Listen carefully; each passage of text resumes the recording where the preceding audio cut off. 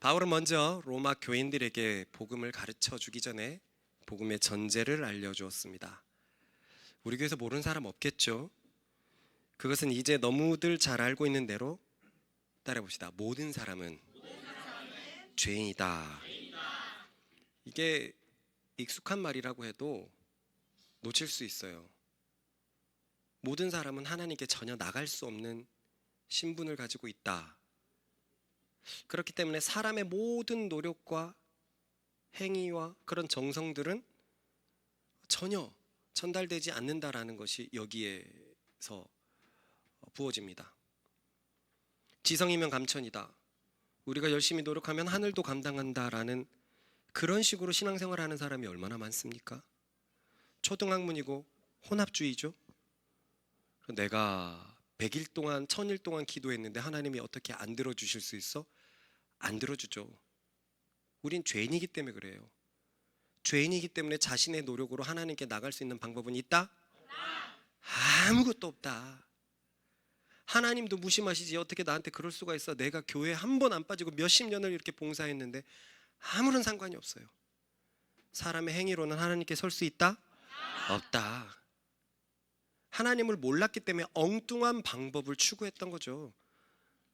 안 됩니다. 우리 살면서도 이 기타를 현악기로 사용을 해야지 타악기로 사용하면 이 기타는 자기의 몫을 못하는 것처럼 하나님께서는 사람의 방법으로 자신에게 다가올 수 있는 길이 없다는 걸 이미 말씀하셨어요.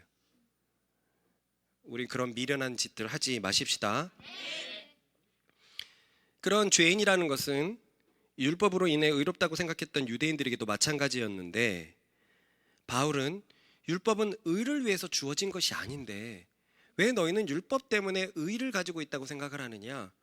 사실 율법은 그 반대인 죄를 깨닫기 위해서 주어졌던 것이다 라고 말씀했습니다. 읽어봅시다. 시작.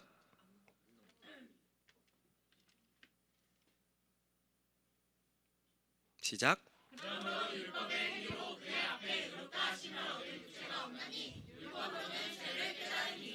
네, 너무 기능이 다르다는 거죠. 그래서 바울은 의를 얻을 수 없는 율법 외에, 너네들이 착각했던 율법 외에 의를 얻을 수 있는 방법에 대해서 가르치는데요. 복음의 전제를 끝내고 이제 복음의 기초가 시작이 되죠. 그것은 바로 예수 그리스도를 믿는 믿음으로 의를 얻을 수 있는 새 방법이 열렸다라고 말합니다. 읽어봅시다. 시작. 이제는 율법 외에 하나님의 한 의가 나타났으니 율법과 선지자들에게 증거를 받은 것이다. 곧 예수 그리스도를 믿음으로 말미암아 모든 믿는 자에게 미치는 하나님의 의니 차별이 없느니라. 여기 22절에 나오는 것처럼 예수 그리스도를 믿음으로 말미암아 하나님의 의를 얻는다라는 것이 한마디로 복음입니다. 가장 복된 소식. 사람은 다 죄인인데 예수님을 믿는 것으로 의를 얻는다. 이것이 복음입니다. 이 복음과 율법의 가장 큰 차이점은 이 구절에 나와 있는 것처럼 차별이 없다는 데 있어요. 율법은 차별이 있었습니까? 있었죠. 율법은 이방인과 유대인들 가운데 굉장한 차별이 있었습니다. 그래서 유대인들은 자신들이 의롭다고 생각했고 이방인들을 개처럼 여겼잖아요. 이번에 우리 마가복음에서도 봤지만 예수님이 그걸 보여줬잖아요. 강아지에게 줄 수 없다라고 하는 것처럼 이것이 유대인들의 주류 생각이었는데, 이렇게 율법은 갖춰져 있는데 반해 복음은 차별이 없다. 모든 믿는 자에게, 우리의 육신이 어떻든 혈통이 어떻든 우리의 행위가 어떻든 믿음으로, 오직 믿음으로만 하나님의 의를 얻을 수 있습니다.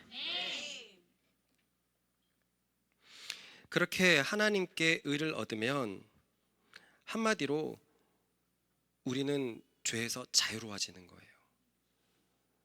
죄 때문에 전부 다 유죄 선고를 받았는데 예수님 때문에 우리가 자유로워지는 겁니다. 잠시만요.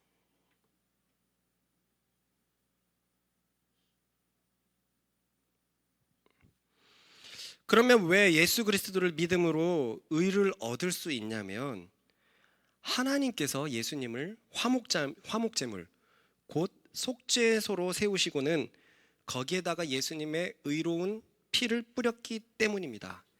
여러분, 이것도 우리에게 이번에 굉장히 좀 새로운 개념이었어요. 그죠? 구약의 제사가 신약을 바라본다는 것은 알고는 있었지만 이렇게 분명할 줄 몰랐어요.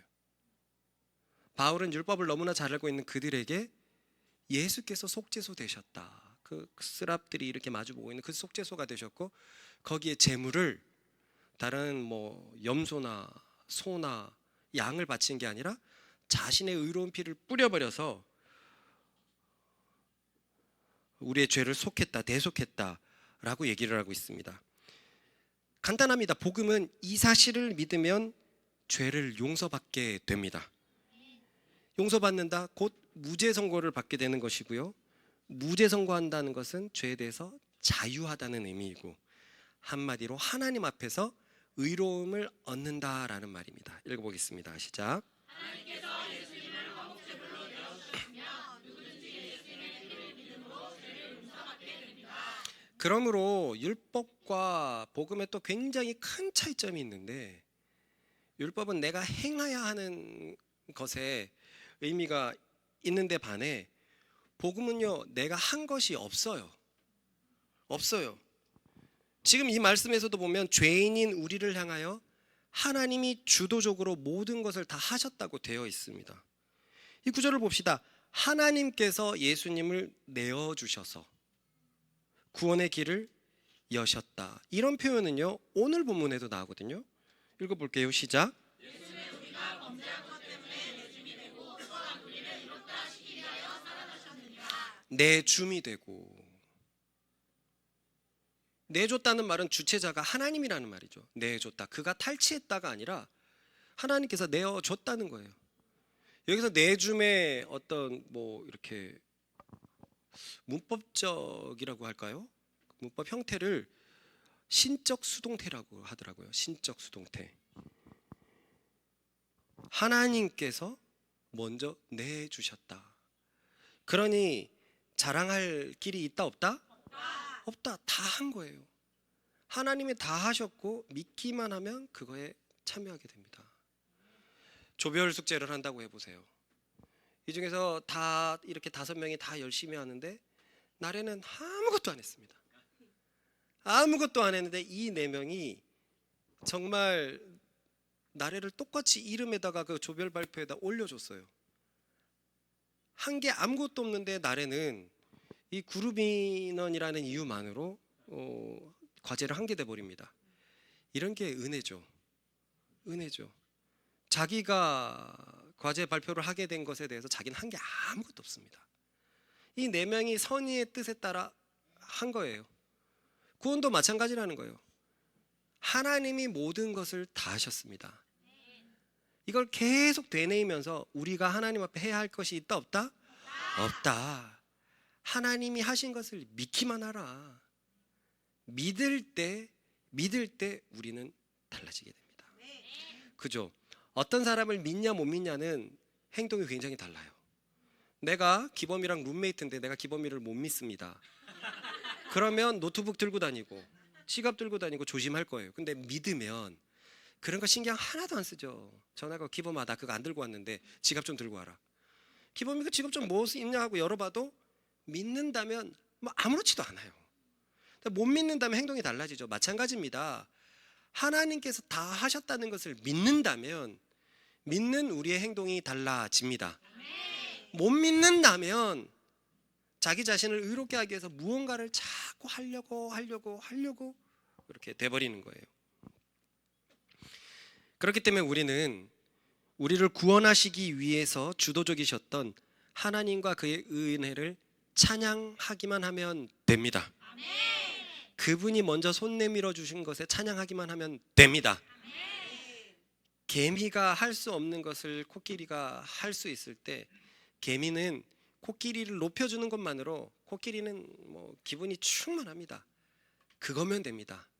그렇게 하나님을 찬양하는 우리들 되십시다. 그렇습니다. 복음은 율법과 달리 차별도 없고 자랑할 이유도 전혀 없습니다. 이 복음은 게다가 누구에게나 주어졌어요. 누구나 믿기만 하면 이 복음이 우리의 것이 됩니다. 읽어봅시다.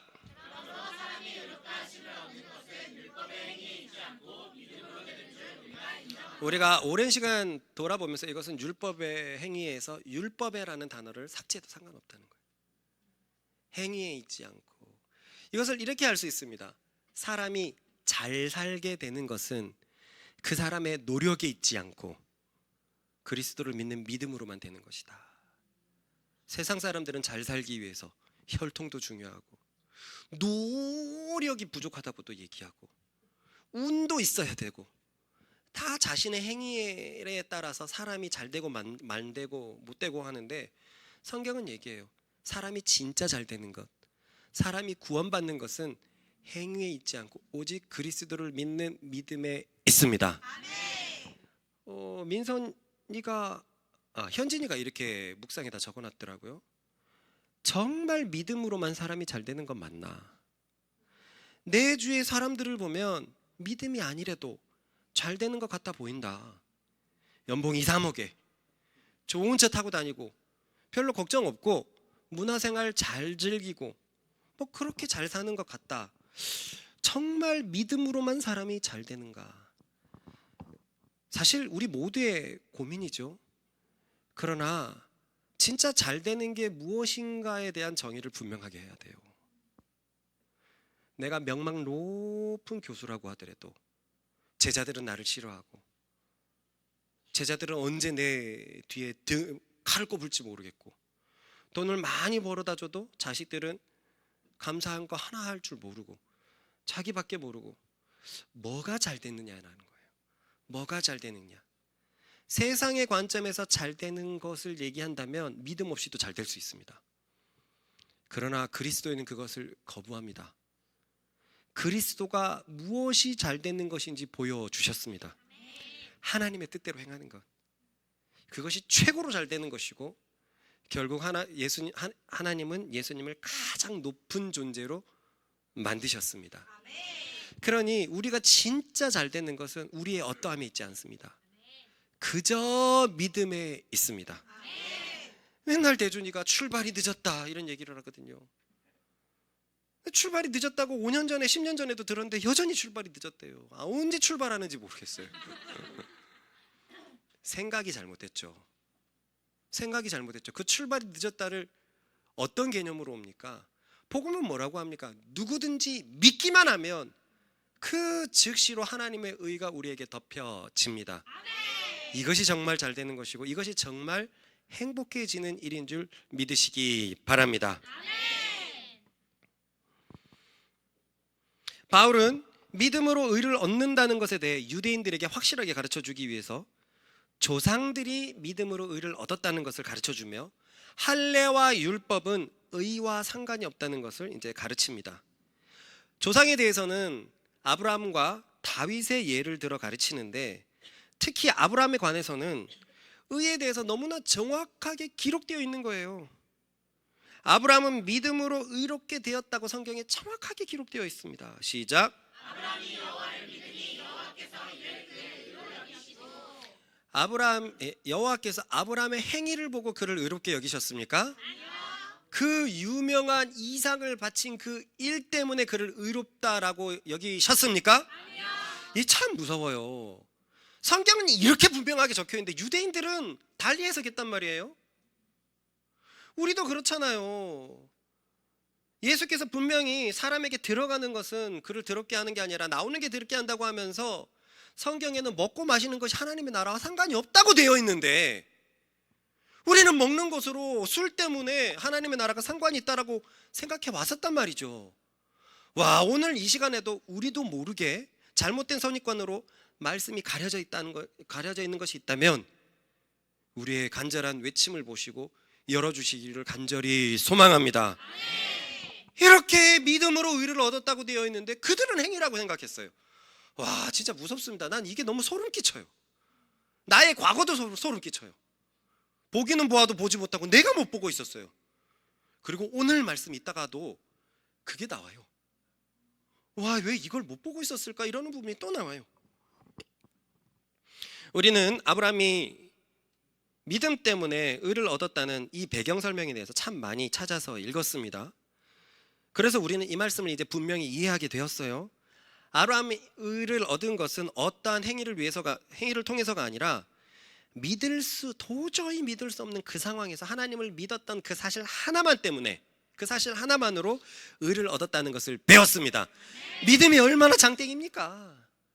아무것도 가진 것 없어도, 내 출발이 늦어도, 내 상황이 정말 좋지 않다고 하더라도 믿기만 하면 하나님 앞에서 잘 됩니다. 그러면서 바울은 이 믿음은 사람이 일하는 방식과 전혀 다른 메커니즘을 가지고 있다고 설명을 합니다. 읽어봅시다. 시작.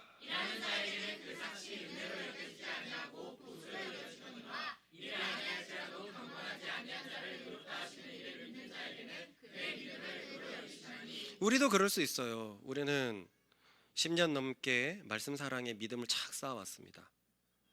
그런데 어떤 뉴페이스가 나타나가지고 말씀을 마구마구 섭취해요. 너무 간절하고 가난하고 아주 갈망하는 영혼으로 마구마구 섭취해요.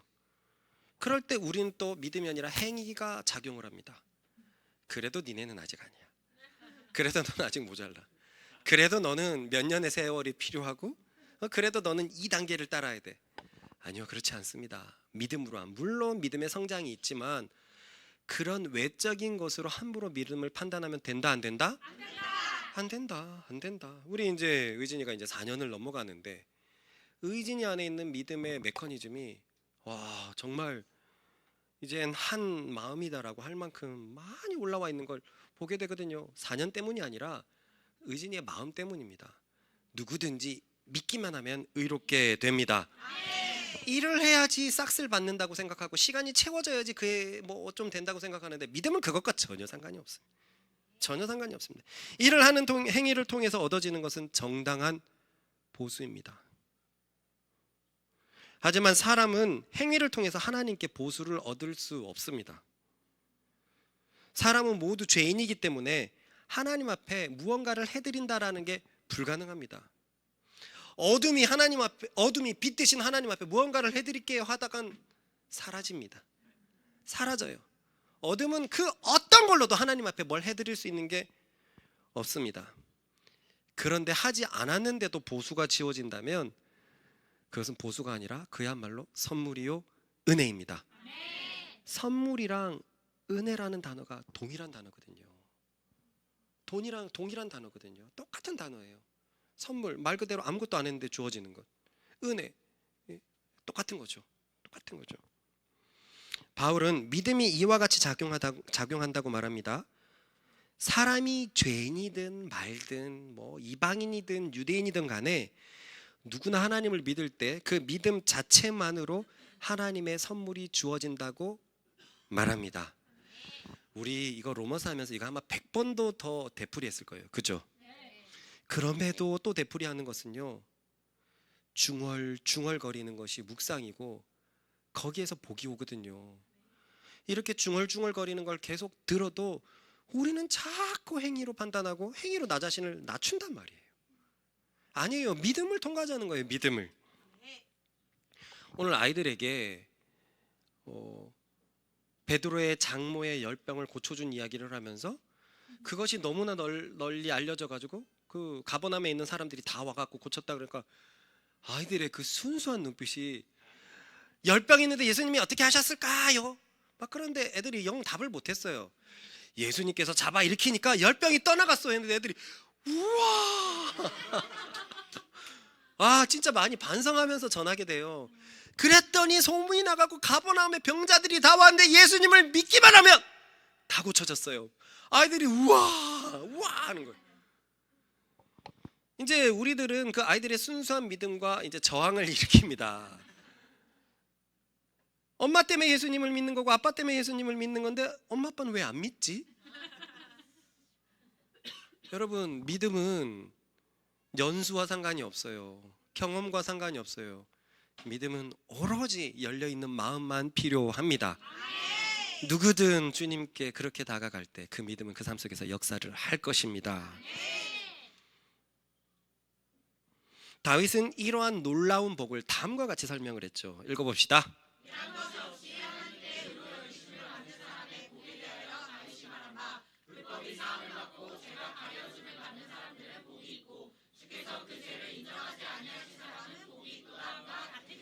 여기서 죄 사함으로 빠져가지고 칭의의 다른 한편으로는 죄 사함이 있다라고 우리가 2주 동안 헤맸었는데요. 그 신학 구조는 전혀 틀리지 않았지만 이 말씀에선 그걸 말하고 있는 게 아니다. 그냥 죄인이 죄가 없어졌다. 왜? 믿음 때문에. 이게 믿음이라는 거예요. 죄인이 죄를 없애려면 무언가를 해야 될 것 같은데, 죄인이 죄를 없애려면 뭐 억만금의 헌금을 드리거나 뭐 새벽 5시에 일어나가지고 3시간씩 기도를 하는 것이 뭐 한 3년은 쌓이거나 뭐 이런 식으로 해야지만 죄가 없어질 것 같은데, 믿음은 그게 아니라는 거예요. 믿기만 하면 일을 한 것과 상관없이 죄가 사라진다는 겁니다. 이게 얼마나 놀라운 선물이고 은혜입니까? 그러니까 이걸 진짜 믿는다고 생각하면 믿기 진짜 어렵습니다. 그죠? 아무것도 안 해도 되냐? 정말 아무것도 안 해도 내 죄가 사라질 수 있냐? 그렇습니다. 바로 믿음이 바로 그것입니다. 예수님이 다 하신 것을 믿기만 하면 그가 이뤄놓으신 복은 우리 것이 돼버립니다.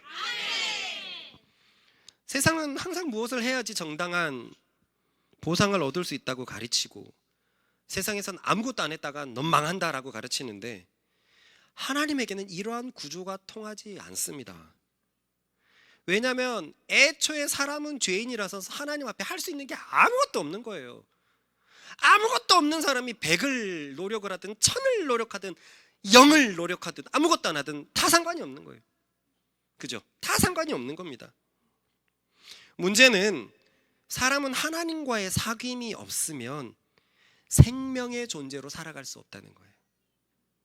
아까 현진이가 말했던 것처럼 초반에 고민했던 저 사람들도 잘 살아가는데 물어봐야 돼요. 그 사람들에게 생명이 있디? 우리 연예인들의 삶을 이제 돌아볼 수 있는 예능 프로들이 진짜 많죠. 그들의 삶을 보면 생명이 있나? 아니요, 공허가 있는 것 같아요. 그래서 뭔가 화려한 인기, 그래서 보면 무대에 있을 때가 제일 행복하다. 거기서 빛 반짝반짝반짝거리고 막 보니까. 근데 24시간 365일 무대에 있을 수 있습니까? 아니요. 그건 자신도 싫어할 거예요. 자신의 삶이 그대로 노출되니까. 내려가면 그 생명 없는 그 삶에 허덕이게 됩니다. 막 잘생기고 이쁜 사람들이 모여라 부어라 하면서 파티도 하고 술 마시고 거기엔 생명이 있는 것 같지만 그렇게 24시간 365일 못 살아가잖아요. 살아도 안 되고요. 사는 것도 싫어할 테고요. 그렇게 나와서 보면 생명이 없는 거예요. 생명이 없습니다. 왜 그러냐면 하나님과의 사귐이 없기 때문에 생명이 없는 것입니다. 그렇습니다. 사람은 하나님 외에 그 어떤 것에도 진정한 생명을 얻을 수 없습니다. 잠시 생명을 줄 수 있는 것은 신기루 같아요. 뭔가 내가 인정을 받으면 좋죠. 인정을 받으면 생명이 넘치는 것 같죠. 그러나 사람의 인정은 고기뿐입니다. 사람의 마음은 늘 왔다 갔다 해서 눈치만 볼 뿐이에요. 믿음으로 하나님께 인정받는 여러분들이 되기를 바랍니다. 그러면 사람이 생명으로 살기 위해서는 무엇이 필요할까요? 그리스도를 믿는 것 밖에는 없습니다. 동준이가 묵상을 자꾸 뭔가 이렇게 학자적으로 재미없게 하길래, 그리고 동준이랑 신방을 하면서 말을 할 때 설명이 너무 장황해요. 그냥 빨리 딱 핵심을 얘기하고 살짝 분위기를 보면서 더 맞춰가면 좋겠는데 서론부터 본론까지가 너무 장황해갖고 동준아, 그래서 내가 문자까지 보냈어요. 너 그러다가 재미없는 교수 되겠다. 그랬더니 동준이가 학생들은 자기 좋아한다. 그랬잖아. 학생들은 재밌는 사람이라고 한다. 그때 두 가지 마음이 들었어요. 나머지 교수들이 오죽할까?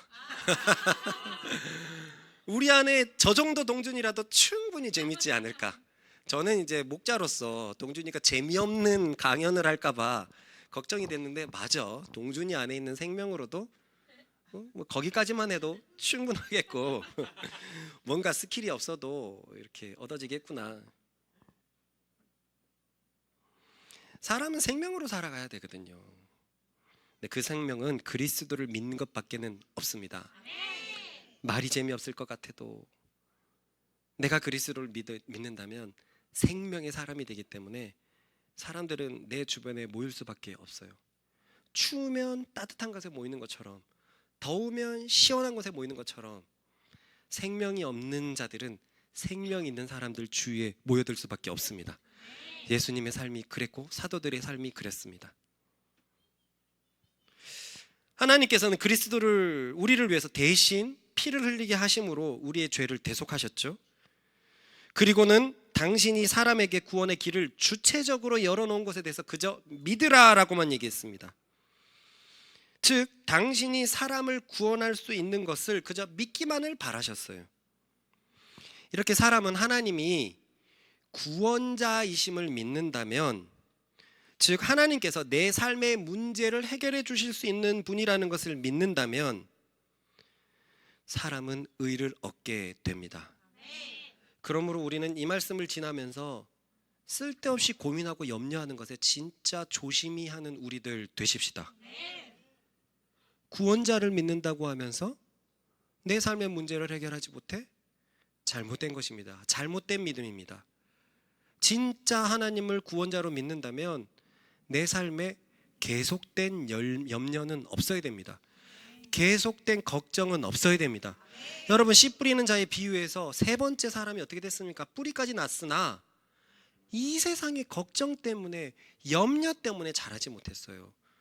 이거는 믿음과 부딪히는 거예요. 믿음은 구원을 믿는 건데, 구원자이심을 믿는데 나는 계속 염려 속에 있다? 잘못된 겁니다. 그러니까 아무것도 염려하지 말고, 이 말씀이 이렇게 이해될 수가 있습니다. 그것이 원래 믿는 자에게 주어진 자세이기 때문에 그래요. 잠시 잠깐 연약해서 염려할 수 있죠. 그러나 염려의 중독, 염려의 늪으로는 전혀 빠질 수가 없는 자들이 그리스도인입니다.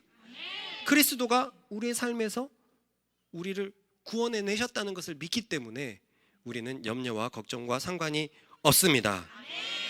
그렇기 때문에 믿음은 진짜 반칙 같죠. 반칙 같습니다. 그냥 한 것도 없이 하나님의 은혜를 얻기 때문에 그래요. 이게 하나님의 진짜 반전의 묘미입니다. 사람들은 잘못된 복음을 자꾸 가르치고 이렇게 해서 저렇게, 이렇게 해서 잘 된다, 이렇게 해서 잘 된다라는 복음을 얘기하지만 하나님은 아니, 너희가 할 것은 없어. 너희는 다 죄인이고 죄인인 것을 깨닫고 나서, 자신의 무기력함을 인정하고 나서 나의 전능하심을 믿어라, 나의 구원을 믿어라. 그리하면 그 사실 자체만으로 너희는 의롭게 된다. 이것이 반칙 같아요. 하지만 이 믿음의 구조에서 빛나는 것은 누구밖에 없습니까? 하나님밖에 없거든요. 예수님밖에 없거든요. 이게 믿음의 그 묘미라는 거예요. 그러니까 참 복음 안에 들어가 있는 사람들은 마음을 다해서 하나님을 찬양하는 것밖에 없습니다. 요한계시록에 보면 맨날 구원하심이 보좌에 앉으신 하면서 뭐 거의 7개의 형용사들이 나와요. 뭐 그는 힘이 있으시고 존귀하시고 뭐 하시고 이게 몇 번이나 반복되는지 몰라요. 항상 거의 7개가 나오거든요. 완전수. 그러니까 하나님을 향한 미사 여구는 다 쓰겠다라는 거죠. 그래서 약간 지루하기도 하고 뭐 했던 말을 또 하나 싶기도 하는데, 그게 사실은 구원받은 자의 모습이라는 거예요. 내가 여기 왜 천국에 왜 와 있는지, 천국을 왜 경험하는지 도무지 내 삶 속에서 이유를 찾을 수 없으니까. 하나의 이유가 있는데 모두 공통되는 이유, 예수 그리스도를 믿었기 때문에, 그것밖에 없기 때문에 하나님을 찬양하고 영원히 찬양하는 것이 천국 백성의 삶인 줄 믿습니다.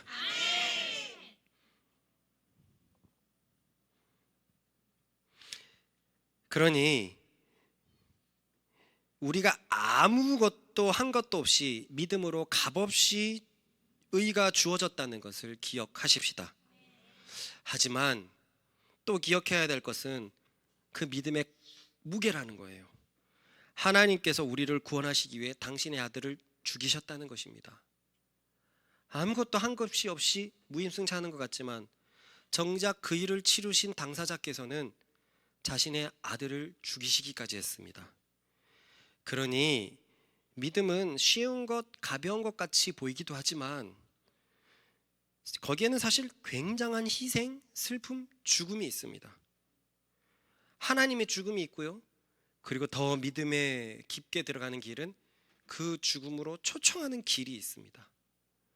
영원한 생명을 위해서 초청하는 길이기 때문에 처음에는 쉬워 보이지만 사실 쉬운 것은 아닙니다. 그렇기 때문에 히브리서 저자는 믿음의 경주를 하자 그랬죠. 경주라는 것, 당시의 경주는요 1등만 우승할 수 있었거든요. 그런데 히브리서 기자는 믿음의 경주를 하자고 그랬어요. 그만큼 믿음의 길을 갔는데 드랍되는 사람이 많다 적다? 많다. 1등은 한 명이니까요. 1등은 한 명이요. 금메달, 은메달, 동메달이 없었어요. 그냥 1등만 월계수를 썼습니다. 믿음의 경주를 해야 된다는 거예요.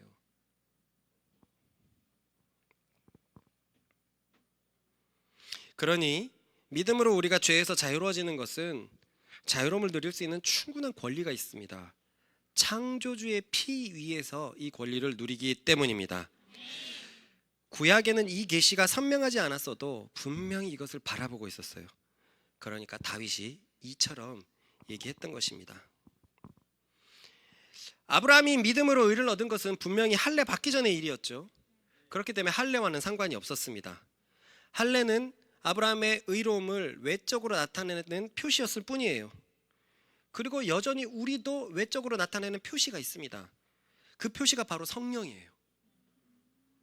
그래서 성령이 있는 자는 불신자와 달라도 너무 다릅니다. 나는 예전에 믿는 자의 표시가 성령이라는 말을 받아들이기가 되게 어려웠어요. 할례와 이렇게 대조되는 것이 신약의 성령인 것이 되게 어려웠어요. 할례는 눈에 딱 봐도 다르거든요. 그리고 그 당시는 굉장히 많이 벗고 사는 사회였기 때문에 누가 할례 받는지 홀라받지 않는지 쉽게 표가 났었어요. 쉽게 표가 났었어요. 그런데 나는 예수님을 믿어서 성령이 있는데 성령이 그리스도인을 드러내는 증표다라고 얘기할 때 이 표는 안 드러나는 것만 같으니까 이게 할례와 어떻게 대조되지? 이런 생각을 했었습니다. 그런데 이제는 달라요. 내 속에 계신 성령께서 불신자들과 나를 달라도 너무 다르게 변화시켜 놓으셨습니다. 그들이 하는 음담패설이 지독하게 들리고 그들이 하는 뒷담화가 아주 불쾌하게 들리고 거기에 막 섞여 있고 싶지 않고 돈돈돈돈돈돈 거리는 것이 답답하고 언어도 다르고 가치관도 다르고 너무 달라졌어요. 그런데요, 교회 오래 달라서 이게 달라진 걸까요? 교회 오래 다니면 약간의 변화는 있습니다. 그러나 속물이 바뀌진 않아요. 그렇기 때문에 약간의 그리스도인들의 언어를 쓰기는 하지만 다 같이 돈을 위해서 애쓰고 다 같이 승진을 위해서 애쓰고 다 같이 세상의 정욕을 애쓰는 것은 달라지지 않는 거예요. 그러나 정말 믿어서 성령이 있는 사람들은 내면이 달라져 버렸습니다. 그렇기 때문에 성령님이 진짜 그리스도인들을 드러내는 마음의 할례였던 것입니다. 확실하게 달리 드러내는 거예요. 확실하게 달리 드러내는 거예요. 불신자들은 자신이 불합리한 대우를 받으면 참지를 못하죠. 그리고 우리도 예전에는 그랬습니다. 그런데 성령 안에 성령이 거하는 자들은 그것도 점점 그러려니 내가 할게, 내가 하지 뭘, 가벼워져요. 아니 어떻게 이렇게까지 할 수 있어? 성령이 우리를 다르게 변화시켰기 때문에 그렇습니다. 아브라함은 무할례 때 의를 얻은 사람이었어요. 그래서 믿음으로 의를 얻는 모든 무할례자들의 조상이 됩니다. 하지만 의를 얻고서 할례를 받았기 때문에 할례자의 조상도 됩니다. 그러므로 아브라함은 믿음으로 의를 얻는 할례자와 무할례자의 모두의 조상입니다. 한번 읽어볼까요? 시작.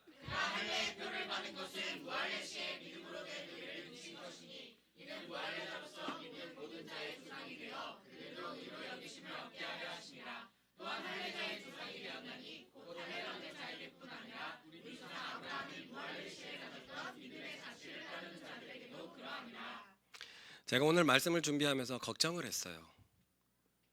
이 마지막에 믿음을 완성시켜야 되기 때문에 기존 거를 다 한번 해야 되겠는데 준비하면서도 이걸 다 해야 되나 이런 생각도 들었고, 들을 때는 또 얼마나 들은 걸 또 들었다는 식으로 들을까. 그런데 이 다음 설교로 넘어가자니 완전히 반전이 되기 때문에 또 달라지는 새 단원이 열리기 때문에 그걸 포함하지 못하겠더라고요. 전하면서도 내 스스로 계속 벽을 느꼈어요. 그리고 지금 전하면서도 벽을 느껴요. 여러분들도 새로운 말씀이 주어질 때는 혼의 눈이 반짝거립니다. 그리고 들은 것이 계속 반복이 될 때는 혼의 눈이 마태기가 가 있어요. 좋은 말씀 뭐 들어서 좋지 이겁니다. 그런데 말씀을 영으로 듣는 여러분이 되기를 바랍니다. 듣는다고 행동하는 거 아니잖아요. 오늘 말씀이 쌓여서 영의 열매를 가져오기를 바랍니다. 또한 유대인들이 그토록 신성시하던 아브라함 약속 역시 율법과는 상관이 없었습니다.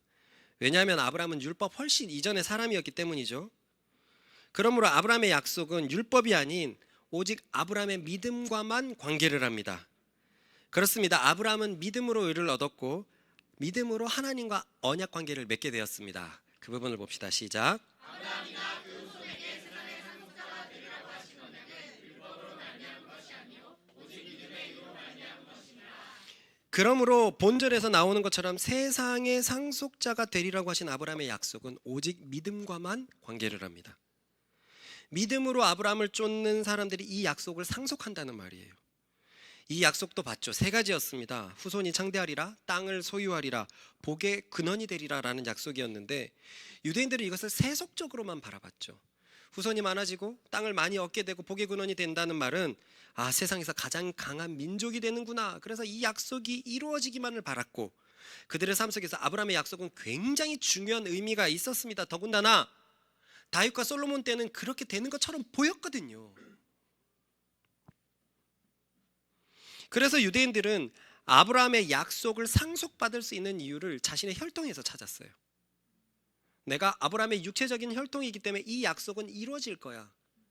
그래서 혈통을 너무나 좋아했고, 그리고 자신들의 혈통을 구별시키는 할례가 너무나 자랑스러웠고, 그리고 자신들에게만 주어진 특별한 법인 하나님의 법인 율법이 긍지였던 것입니다. 그런데 사실 이렇게 아브라함의 약속을 상속받을 수 있는 근거를 유대인들은 자신들에게서만 찾았기 때문에 이 근거에 사실 하나님의 역할은 없습니다. 아브라함의 육체 자손이기 때문에 아브라함의 약속은 성취가 될 거야.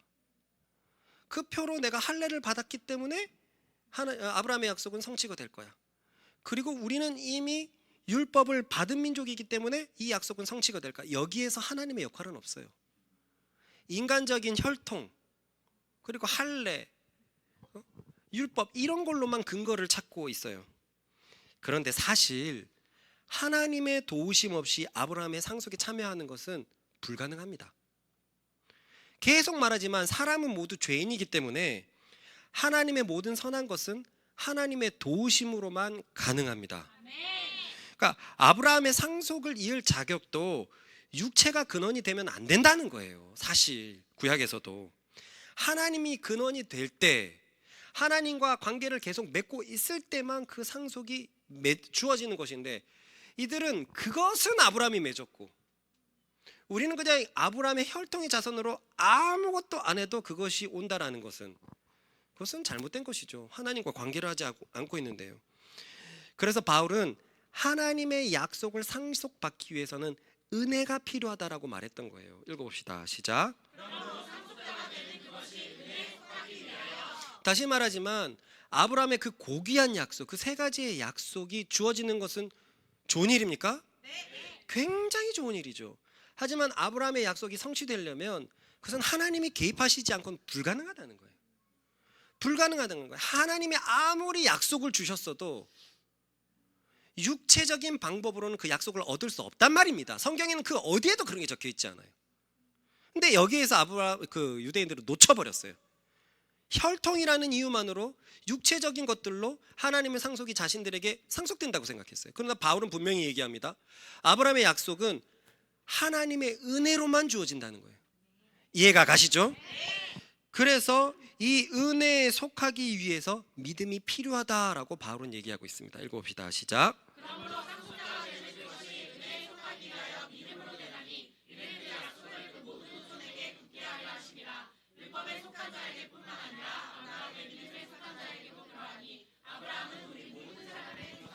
보세요. 아브라함의 약속은 어마어마합니까?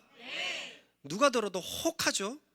그런데 유대인들은 이 아브라함의 약속이 어떻게 성취된다고 보았습니까? 혈통으로 성취된다고만 보았어요. 그리고 그 증거가 할례고요.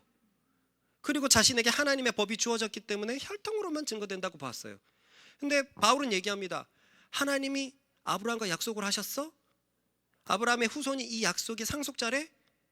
그런데 거기에 하나님의 도우심 없이 그 상속이, 아브라함의 상속이 주어질 수 있어? 그 얘기를 하는 겁니다. 하나님의 약속은 하나님의 은혜로만 주어지는 것인데 그 은혜는 믿음으로만 받을 수 있거든요. 왜냐? 믿음은 내가 하는 게 아무것도 없고 하나님을 높여드리는 그 행위이기 때문에, 그 행위를 통해서 믿음은 하나님을 하나님 되게 하시는 거기 때문에 하나님의 은혜가 우리에게 주어진단 말입니다. 그러니 믿음으로 하나님을 쫓는 사람들은 아브라함과 같은, 아브라함에게 주어진 상속을 받을 수 있다 없다? 있다. 그것을 유대인들은 혈통으로 내려온다고 생각했지만 바울의 얘기는 그게 아니에요. 아브라함의 약속은 믿음으로 받은 것이기 때문에 믿는 사람들에게만 그 약속이 상속된다는 것을 얘기하고 있습니다. 유대인들은 하나님의 은혜를 얻을 수가 없죠. 육체적인 것으로 어떻게 하나님의 은혜를 얻을 수 있습니까? 내가 하나님에게 뭐 100만 원을 헌금한들 온 천하의 부가 다 그분 것인데 무슨 도움이 되겠습니까? 안 돼요. 아무것도 안 돼요. 하나님의 은혜를 육체적인 것으로는 얻을 수 없습니다. 오직 믿음으로만 하나님의 은혜가 우리에게 주어지는 수단이 됩니다. 그래서 믿음으로 말미암는 자들이 아브라함의 약속을 상속받습니다. 후손이 많아지리라는 약속, 땅을 얻으리라는 약속, 복의 근원이 믿는 자에게 주어집니다. 보면 나를 통하여 그리스도가 계속 전파될 것이니 아브라함의 후손은 많아질 것이고, 내가 밟는 땅마다 하나님의 통치가 임할 것이니 하나님의 땅을 계속 얻게 될 것이고, 우리는 만나는 사람들의 복의 근원이 될 것입니다.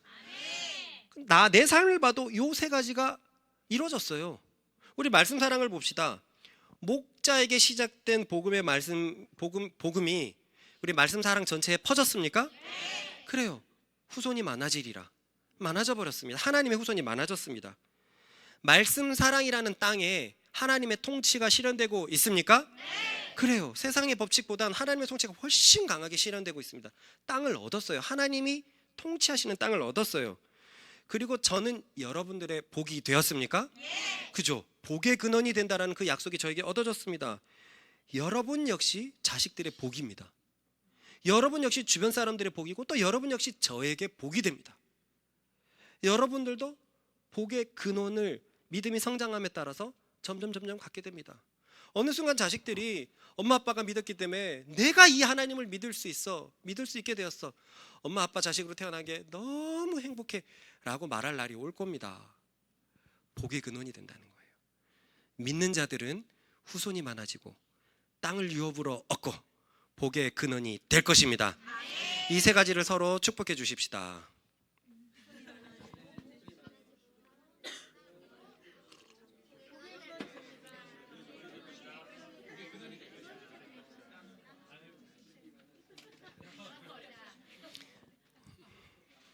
지금까지 바울은 행위가 아닌 믿음으로 의를 얻는 것에 대해서 가르치면서 유대인들의 긍지였던 조상들이 오히려 믿음으로 의를 얻었다는 것과 자랑이었던 할례와 율법은 의와 상관이 없다는 것을 가르쳤습니다.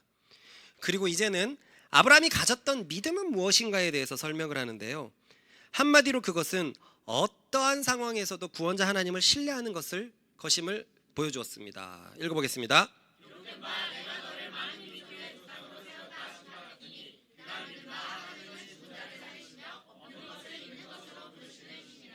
아브라함이 믿음으로 의를 얻은 것에 대해서 얘기를 하면서 아브라함의 믿음에 대해서 살펴보고 있습니다. 아브라함의 믿음은 죽은 자를 살리시는 하나님, 없는 것을 있는 것으로 부르시는 하나님이었습니다.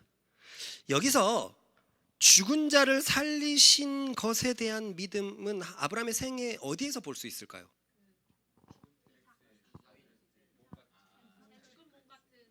맞아요. 한번 얘기했었죠. 그냥 죽은 자를 살리시는 믿음 하면 거의 죽은 자와 같을 수밖에 없었던 가나안 모든 족속의 표적이 되었던 것을 생각할 수도 있고, 아니면 바로나 아비멜렉이라는 거대한 권력 앞에서 아내를 뺏기는 아무것도 할 수 없었을 때를 그렇게 표현할지도 모르겠습니다. 어쨌든 이 모든 환란을 아브라함은 벗어났기 때문에 그래요. 하지만 여기서 말하는 죽은 자를 살리시는 하나님은 이 상황들을 말하는 것이 아니었습니다. 이것은 이삭을 잉태한 것을 말합니다. 왜냐하면 아브라함과 사라는 이삭을 전혀 잉태할 수 없는 몸, 곧 죽은 자의 몸과도 같았기 때문입니다. 읽어봅시다. 시작.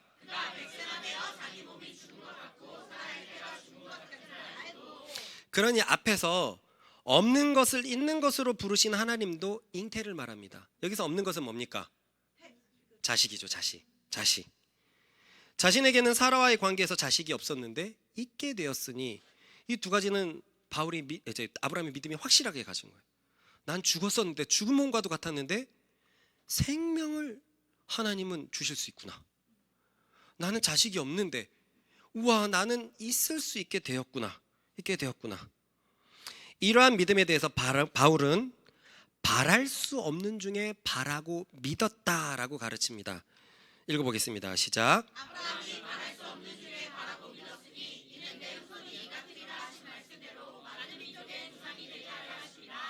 봐요. 성경은 이 믿음 때문에 많은 민족의 조상이 될 수 있다 그랬어요. 많은 민족을 이루리라는 것은 아브라함의 약속이었거든요. 그 약속은 이 믿음 때문에 가능했다는 거예요. 바랄 수 없는 중에 바라는 것. 그러므로 믿음을 갖고 아브라함을 쫓는 자들은 이 아브라함의 약속에 참여한다 안 한다? 참여하게 되는 것입니다. 그렇습니다. 아브라함은 죽은 자를 살리시는 하나님, 없는 것을 있게 하시는 하나님, 곧 바랄 수 없는 것 중에 바라게 하시는 하나님, 이것이 아브라함의 믿음의 정신이었어요. 그래서 바울은 이 믿음을 굉장히 칭찬했죠. 읽어보겠습니다.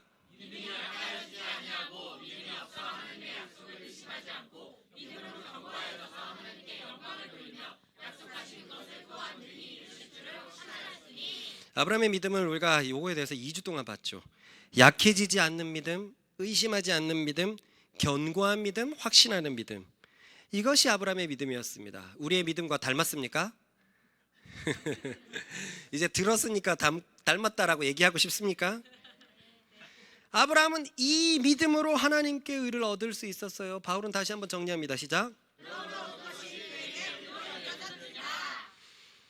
바울은 의를 얻는 믿음에 대해서, 이러한 아브라함의 엄청난 믿음에 대해서 예를 들고 있으니 처음 듣는 사람은 이 부분이 부담스럽지 않을 수가 없습니다. 아니, 의를 얻어야 된다면, 의를 얻으려면 이 정도의 믿음이 있어야 된다고? 이 정도는 돼야지 구원을 얻는다고? 나이 많은 노인을 전도했는데 그 믿음을 요구하는 것 같아요. 당신도 지금 아이를 낳을 수 있어요. 이게 참 어렵게 만들죠. 그래서 우리는 지난 2주 동안 아브라함의 믿음을 살펴봤습니다. 아울러 사라의 믿음도 살펴봤죠. 그랬더니 로마서에 적혀있는 이 믿음이 완전한 믿음이 아니었다는 것을 알게 되었습니다. 이 믿음은 완전한 믿음이 아니라 우리식의 표현으로 완숙한 믿음이었어요. 우리는 몇 년 전에 성경이 말하는 완전함의 의미를 살펴본 적이 있었거든요. 이 완전한 믿음의 예로 노아가 있습니다. 읽어보겠습니다. 시작. 이것이 노아의 조건이라. 노아는 의인이요 당대의 완전한 자라. 그는 하나님과 동행하였으며. 그는 완전한 자라고 했어요. 그런데 그의 삶을 보면 완전하지 않은 행실이 드러납니다. 포도주를 너무 좋아했어요. 아마 이제 노아의 홍수 때문에 온 세상이 그냥 물 속에 있다가 물이 가라앉고 나서 이제 농사를 하게 됐잖아요. 그리고 포도를 거뒀는데 이게 너무 좋았나 봅니다. 그래서 포도주를 너무 많이 먹어버렸어요. 그래서 가족들 앞에서 빨가벗고 자는 추태를 벌였습니다. 읽어봅시다. 시작.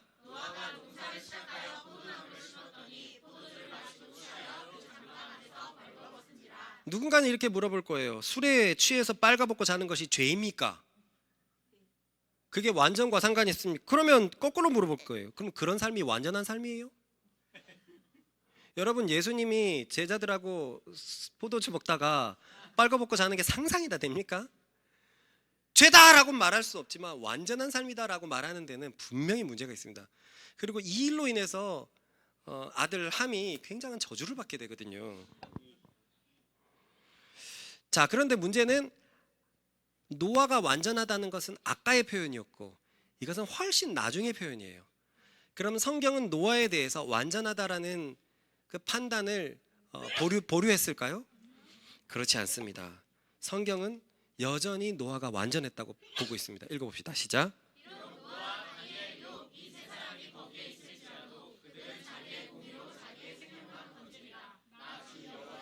하나님께서 에스겔에게 하는 말씀인데 최악의 상황입니다.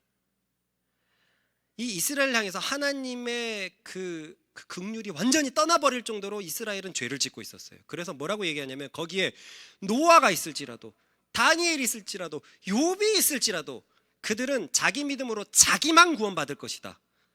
근데 노아 보세요. 다니엘과 욥과 어깨를 나란히 합니다. 다니엘은 성경에서 나오는 진짜 나쁜 점이 하나도 보이지 않는 유일한 사람이거든요.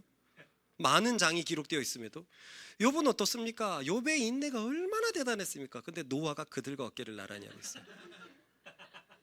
처음에 나는 이걸 봤을 때 노아의 아까의 그 벌거벗은 추태를 알고 있었기 때문에 노아가 여기에 낄 인물인가?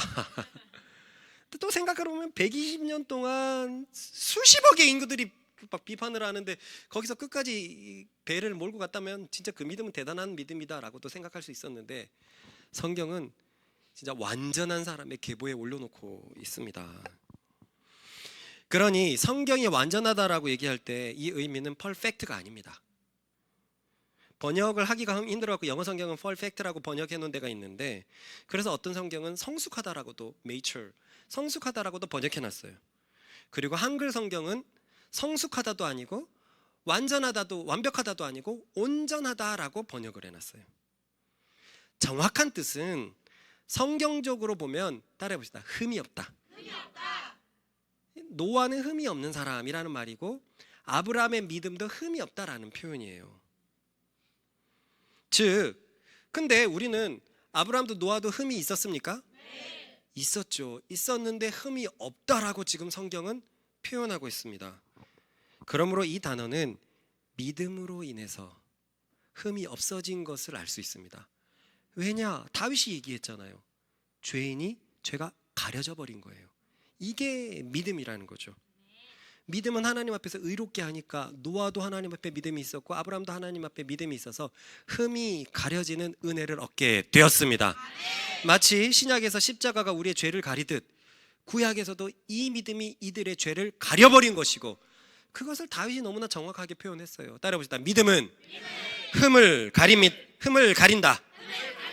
그러면 다시 아브라함으로 돌아가서 아브라함의 삶에 5점을 믿음으로 지어봅시다. 그러면 그의 믿음은 약해지지 않고 의심하지 않고 견고하고 확신한 믿음이라고 불릴 수 있을까요? 5점을 지으면 그렇습니다. 가나안의 표적이 되었을 때도 믿어버렸습니다. 소돔과 고모라를 향한 하나님의 엄청난 분노를 어느 정도 잠재우게 할 정도로 하나님과의 친밀함이 있었습니다. 100세의 아들을 낳는다는 말을 그대로 믿었고요. 110 몇 세 이삭을 아들로 바쳤습니다. 모두 다 너무너무나 굵직한 믿음의 행위였습니다.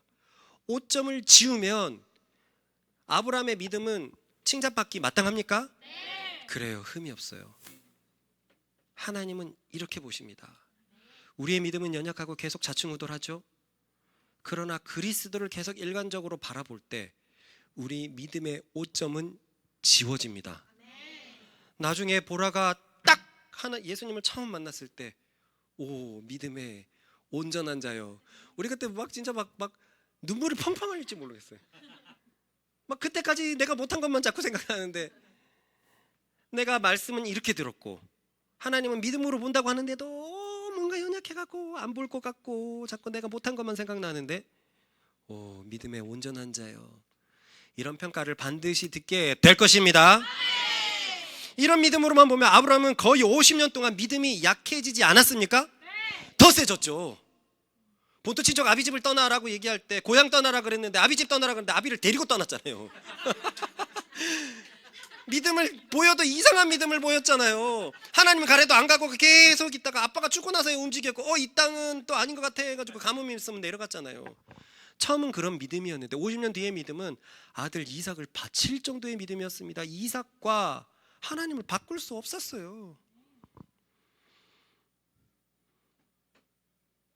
그러므로 아브라함의 믿음은 50년 동안 믿음이 약해지지 않았고 의심하지 않았고 견고해졌고 종국에는 확신까지 한 믿음이라고 볼 수 있습니까?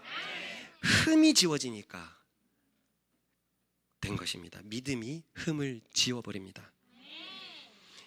여기서 그러면 믿음이 약해지지 않았다, 의심하지 않았다. 의심하지 않았다는 것은 100세에 낳은 아들을 얘기할 수 있죠. 견고해졌다.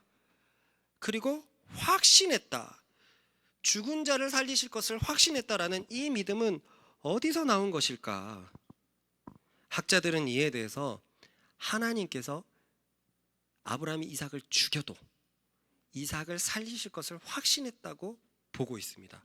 우리 그 장면을 볼까요? 시작. 이삭이 그 아버지 아브라함에게 말하였으되 내 아버지와 네 이르되 내 아들아 내가 여기 있노라. 이삭이 이르되 불과 나무는 있거니와 언제야 어린 양은 어디 있나이까? 아브라함이 이르되 내 아들아 언제야 어린 양은 하나님이 자기를 위하여 친히 준비하시리라. 아브라함의 일생을 한번 봅시다. 하나님이 그와 함께 하셨습니다. 그리고 자식이 없던 그에게 큰 복을 주셨죠. 죽은 자와 다름없었던 그에게 생명을 주셨습니다. 그리고 또 아비멜렉을 통해서 하나님께서 생명의 태를 열고 닫는다는 것을 아브라함은 알고 있었습니다. 그랬던 아브라함은 경험적으로 하나님께서 죽은 자를 살릴 수 있다는 것을 믿게 된 거예요. 아, 생명은 하나님에게 있구나. 어떻게 죽은 몸에서 생명이 태어날 수 있을까? 와, 하나님은 어떻게 아비멜렉의 태를 다 닫아둘 수 있을까? 하나님은 죽은 자를 살릴 수 있겠구나. 비록 하나님이 내 아들을 바치라는 이유는 몰라도, 물론 너무 사랑해가지고 바치라는 건 알겠지만 하나님은 다 뜻이 있겠구나. 그래서 내가 아들을 죽여도 하나님께서 살릴 수 있겠구나라는 이 확신이 있었다고 학자들은 이구동성으로 말해요.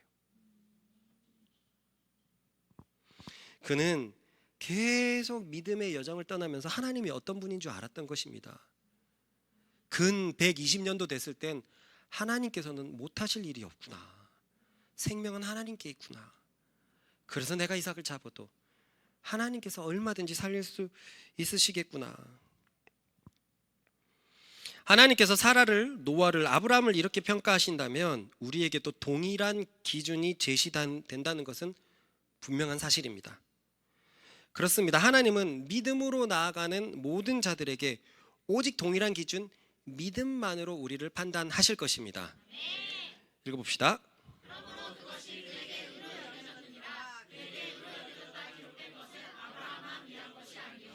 요 말씀이 대단해 보이지 않죠? 근데 저는 이 말씀을 보면서 충격을 받았어요. 뭐냐? 우리는 몇 달 전에 새로운 계시를 깨달았거든요. 그것은 구약도 신약도 모두 믿음이라는 동일한 기준으로 판단된다는 것을 몇 달 전에 깨달았습니다.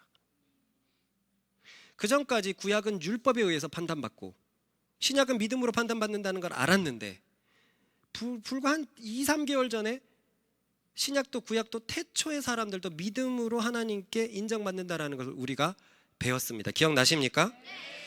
그런데 그 명확한 구절이 여기 있었어요. 아브라함은 믿음으로 의롭게 여겨졌는데, 믿음으로 의롭게 여겨졌다는 것은 아브라함뿐만이 아니라 우리도 그렇다. 아브라함만 위한 것이 아니다. 그래서 이 구절을 발견하고서는 한편으로는 감사하고 한편으로는 어이없었어요.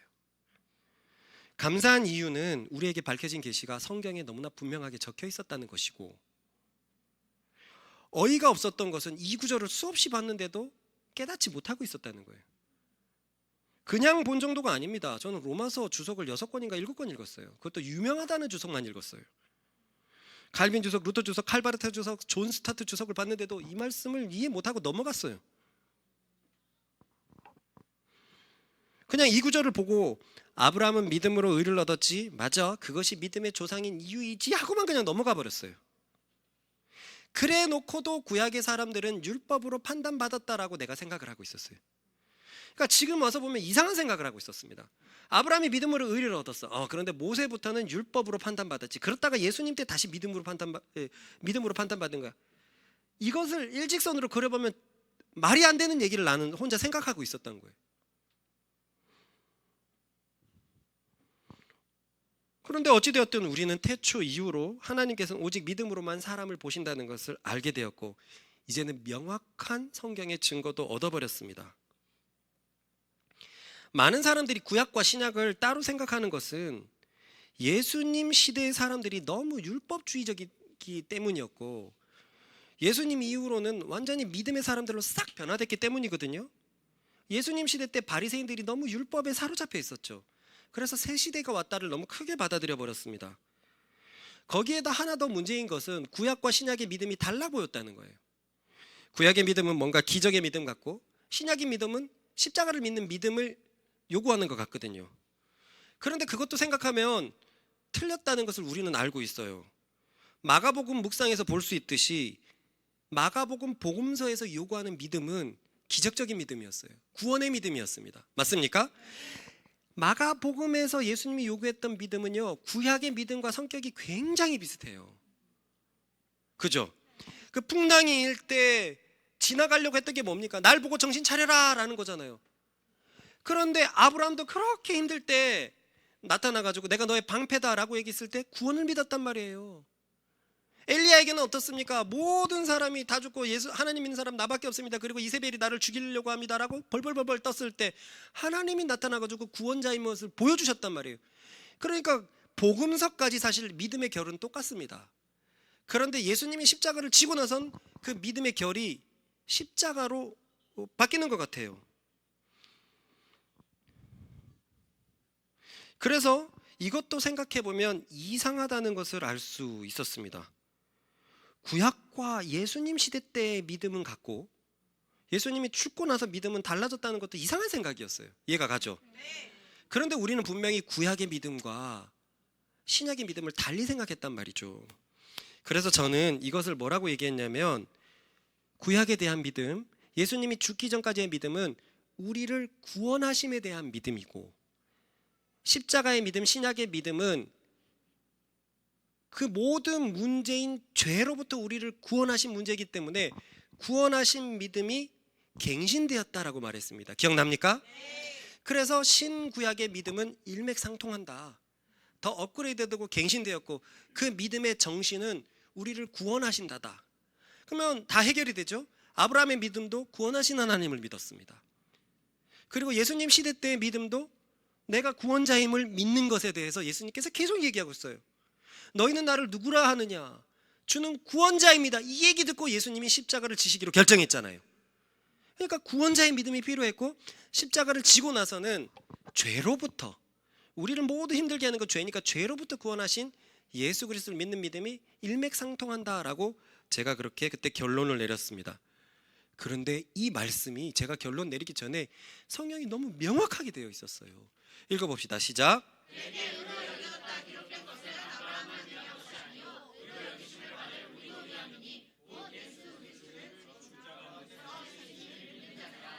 아브라함의 믿음과 죽은 자를 살리신 십자가의 믿음을 동일시하고 있어요.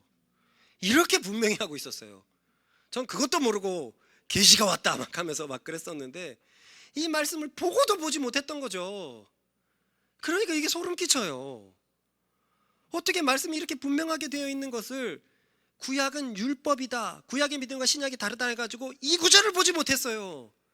바울은 이미 이 구절 속에서 아브라함의 믿음과 예수님을 믿는 믿음, 죽은 자를 살리신 믿음을 일치시키고 있는데,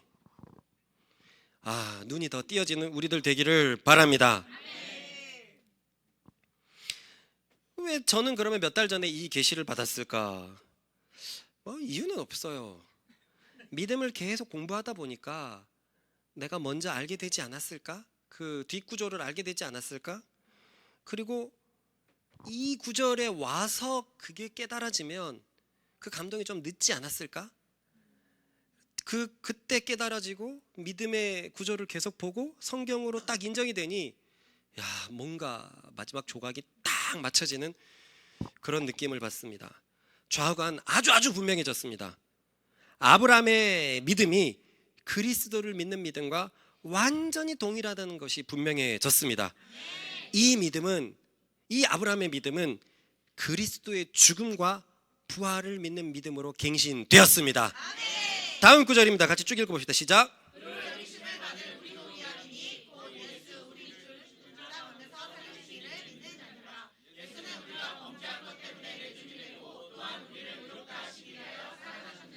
바울은 이렇게 십자가의 믿음을 아브라함의 믿음과 일치시키고 있습니다. 여기 봐. 아브라함 믿음과 일치시키고 있습니다. 그런데요, 여러분 이거 느끼셨을지 모르겠는데 나도 주석책을 공부할 때 한 번도 느껴본 적이 없거든요. 이번엔 처음으로 느꼈어요. 뭐냐면 25절이 문체적으로 앞전의 문체와 보면 약간 달라요. 생뚱맞아요. 25절의 어떤 문장이. 그래서 학자들은 뭐라고 얘기하냐면 바울이 지금 초대교회의 유명한 경구를 사용하고 있다. 초대교회가 이렇게 외우고 있는 경구를 여기에 지금 사용하고 있다라고 대부분의 학자들이 보고 있어요.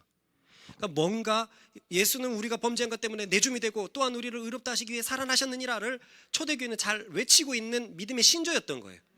바울은 이 믿음을 설명하면서 로마교회 너희가 알고 있는 그 신조를 여기에 붙이고 있다는 거죠. 요게. 그래서 가만히 보면 여기가 뭔가 엄숙해지고 뭔가 선포하고 웅장한 느낌이 들거든요. 못 느껴도 상관없어요. 저도 오랫동안 그랬으니까요. 그리고 이 경구도 사실은 이사야 53장의 말씀을 가져오는 말씀이거든요.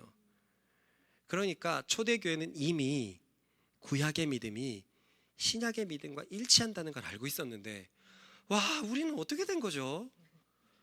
우리는 어떻게 됐길래 구약은 율법으로 판단받고 신약은 믿음으로 받는다는 이상한 이단 사설이 등장했을까요? 이거는 완전히 갈라디아의 거짓 형제들의 가르침 같아요. 어쩌다가 우리는 이렇게 됐을까요? 진리 가운데 더더 거하는 우리들 되십시다. 이 말씀을 통해서 제가 하고 싶은 것은 구약과 신약의 믿음은 완전히 동일하다는 것입니다.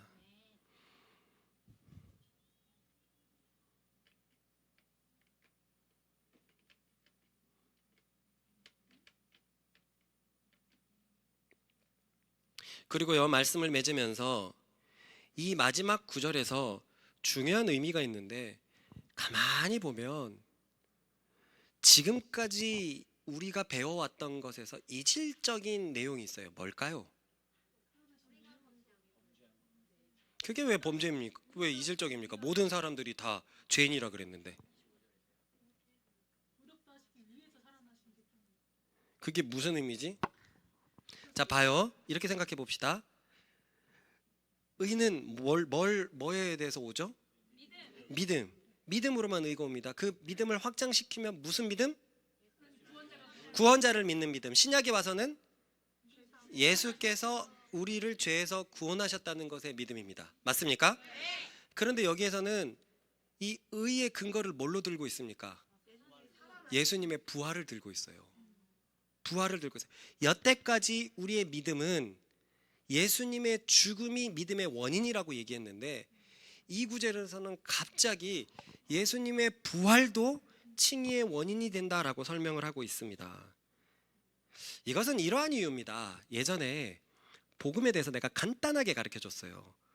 복음을 한 문장으로 줄이면 예수께서 우리를 위해서 죽으셨다예요. 근데 완전한 문장은 두 문장인데 예수께서 우리를 위해서 죽으시고 살아나셨다. 그리고 이걸 네 문장으로 하면 예수께서 우리를 위해서 오시고 죽으시고 부활하시고 승천하셨다라고 가르쳐 줬습니다. 하나 더 추가한다면 다시 오신다. 재림까지. 그러니까 성육신, 십자가, 부활, 승천, 그리고 재림. 이게 복음이란 말이에요. 그래서 중요한 것은 예수께서 우리를 위해서 죽으셨다가 다 의미를 가지고 있어요. 의미를 가지고 있는데 바울은 그 의의 의미를 부활까지 확장시키는 이유가 무엇이냐면 복음의 기초가 끝나고 자 예수께 이제 우리가 의를 얻었으니까 의를 얻은 사람들에겐 어떤 열매가 맺혀지느냐 이제 복음의 결과 복음의 열매에 대해서 설명할 거거든요. 즉 여기까지는 십자가를 믿는 믿음입니다. 내가 예수를 믿어서 의롭게 되고 깨끗해졌다가 지금 4장까지 가르치는 거예요. 믿으면 의롭게 된다. 그럼 믿음으로 의롭게 된 사람, 새롭게 된 사람은 어떻게 사느냐가 이제 5장의 가르침이에요. 그런데 예수께서 죽기만 하셨으면 복음이 완성되지 않죠. 예수님은 죽었다가 다시 살아나셔서 죄의 권세를 짓밟은 걸 보여주셨어요. 그렇기 때문에 예수님께서는 이 부활도 우리의 칭의의 원인이 되는 것이고 예수님의 부활 때문에 우리의 부활도 있는 것을 보여주려고 하는 것입니다. 그래서 다음 주에 더 자세하게 설명을 하겠지만 칭의는 그리스도의 죽음 때문에 오는 게 맞아요. 그런데 굳이 확장한다면 그 예수 그리스도의 죽으심은 부활과 떼놓고 생각할 수 없기 때문에 많은 사람들이 십자가 얘기만 하면 어떡합니까? 십자가에서 내 죄를 깨끗해지고 의롭게 된 것만 얘기하지 말고 그 다음에는 부활한 사람들은 어떻게 살아야 되는지에 대해서도 얘기를 해주고 그 부활한 삶과 나를 비교해 보면서 우와 내가 왜 이런 권세를 못 누리고 있었지? 우와 부활한 사람들이 이런 걸 가지고 있었어? 하는 의인들의 살아가는 모습들을 이제 바울이 보여줄 거란 말이죠. 그래서 바울은 여기에서 그리스도의 부활까지 가져왔습니다. 그러니 넓은 의미에서 예수 그리스도의 부활이 칭의를 가져온다는 것도 맞지만 이것은 십자가, 이 앞에서 이어지는 십자가의 말씀에 이어서 나온 내용이다라고만 생각하면 됩니다. 이게 조금 어려웠죠. 줄여보자면 이렇습니다. 우리가 예수를 믿고 나서 진짜로 우리가 다시 살아난 거예요. 진짜로 다시 살아난 것을 어디서 알 수 있냐면 그리스도께서 다시 살아나셨다는 거예요. 그리스도께서 죽음을 이기셨기 때문에 너희들도 그리스도를 믿을 때 그의 죽음 안에서 너희들도 완전히 다시 살아난다. 그리고 다시 살아나는 표징으로 우리 가운데 의롭고 즐겁고 평안한 삶이 주어졌다는 거죠. 너희는 완전히 그리스도의 부활에 참여한 사람이에요. 여러분 예전에 여러분들도 그리스도를 믿을 때 그리스도의 부활에 참여했습니다. 이 말씀 믿기 쉽습니까? 어렵죠. 어렵습니다. 가만히 있어 답이나. 그리스도의 부활에 참여했습니다. 이런 말이 얼마나 어려워요. 그런데 알고 보니까 우리가 부활에 참여했더라는 거예요. 예수님을 믿고 가만히 보니까 세상과 다른 평안이 있고 세상과 다른 기쁨이 있고 세상과 다른 의로움이 있고 내가 어떻게 이렇게 변했지? 와, 그리스도의 부활이 진짜였네. 내가 십자가에 달리신 예수님을 믿으니까 내 삶은 완전히 새롭게 되었고 그리스도의 부활이 진짜였고 그래서 내 삶의 부활이 진짜였네. 바울은 앞으로 그래서 복음의 전제, 복음의 기초에 이어서 복음의 열매들에 대해서 설명할 겁니다. 복음의 전제도 아주 길게 전했죠. 유대인의 죄를 얼마나 많이 봤습니까?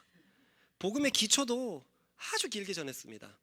앞으로 이제 우리에게 주어지는 것은 복음의 열매인데 복음이 가져온 열매들, 그 권세들을 놓치지 않고 계속 비교해 보면서 내가 이 복음의 권세를 가지고 있나? 이 성경과 비교해 보면서 우리의 믿음을 더욱더 분명히 하는 이 시간이 되기를 바랍니다. 전후자로 인사하십시다. 이젠 복음의 기초에서 복음의 열매로 나가십시다.